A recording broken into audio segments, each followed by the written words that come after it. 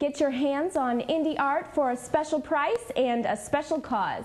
In conjunction with the April 4th First Friday Art Tour, Indianapolis Downtown Artists and Dealers Association will host First in Line. Hi, I'm Kate from Nuvo. First in Line is a two-day exhibition and sale of original works of art by local artists. I'm here with First in Line spokeswoman Abby Pintar and two local artists, Hector and Jacobina, who will be selling their art at this event. Abby, can you tell me a little bit about what makes this event unique?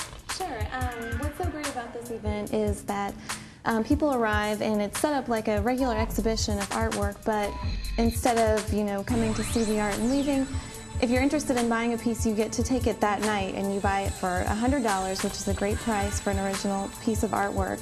And we'll take a Polaroid picture of the buyer with their artwork and hang it on the wall in place of the piece. Can you tell me a little bit about your painting and also why you decided to participate? This is the painting I want to donate to Aidara because it's a great organization for artists and dealers. And this is Williams Creek in the autumn, which is the most beautiful time of the year in Indianapolis. And I hope somebody will be happy with it. And can you tell me a little bit about your work of art? Well, it's kind of abstract and just letting the paint be paint, kind of looseness, and having that depth of space kind of work it.